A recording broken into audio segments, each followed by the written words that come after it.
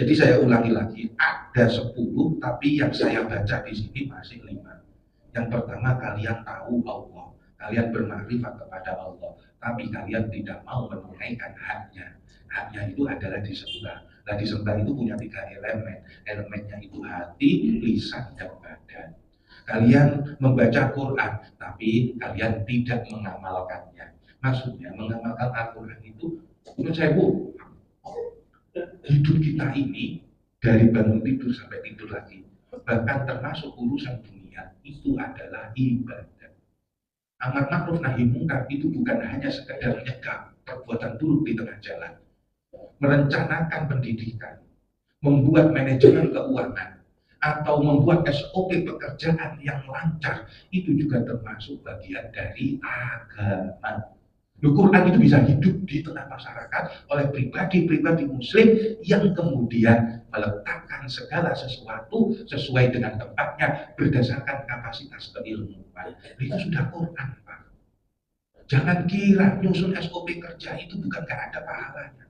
Jangan kira menempatkan orang yang pas pada posisi yang pas itu bukan Quran. Artinya apa? Ya Quran itu hidup benar gitu loh maksudnya. Jangan-jangan gitu loh maksudnya. Nggak usah muluk-muluk kan gitu. Sesuai rel aja. Maka orang barat kadang nggak tahu Quran tapi sudah ngamalin Quran. Gitu. Sampai Salim Askal itu pemikir Turki itu ngomong, kalau kenapa kita ini mundur sementara orang-orang lain di barat itu pada maju? Karena mereka justru mengamalkan Quran melewati keilmuan.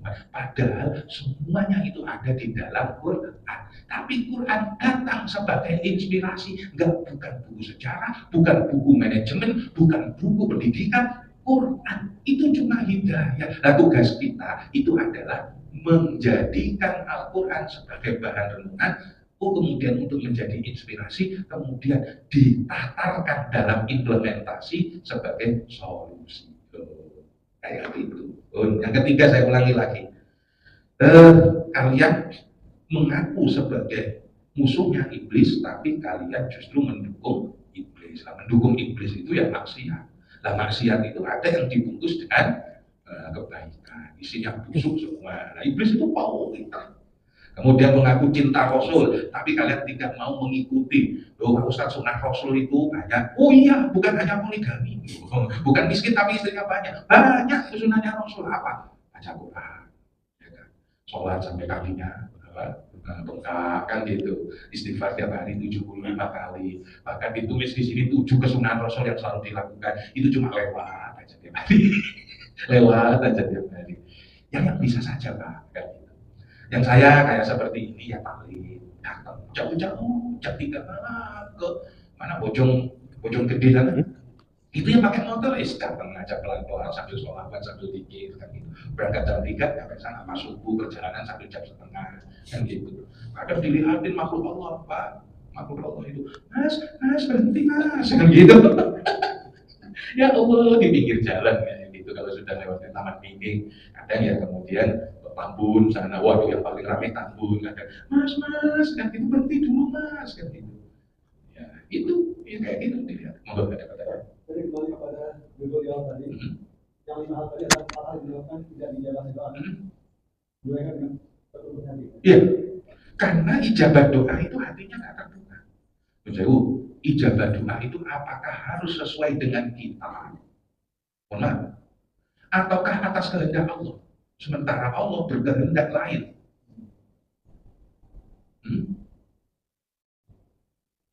Apakah ya kan kita ada 2 kehendak. Ana urid, saya mau untuk terkabulnya suatu hajat. Anta turid, Anda juga mau. Allahu yaf'alu ma yurid. Sementara Allah berbuat sesuai dengan kehendaknya. Itu berapa kehendak, Pak? Berapa kehendak? Kira-kira 3 kehendak ini sama apa enggak? Sehingga terjadi terkabulnya hajat. Oke, aku dan Anda berkehendak sama, maunya sama, ya kan? Tapi wallahu yaf'alu ma yurid. Sementara Allah berkehendak sesuai dengan kehendaknya. Dan dia bebas, tidak tergantung oleh kita. Terus pertanyaannya, yang Tuhan itu siapa? Kita apa Allah?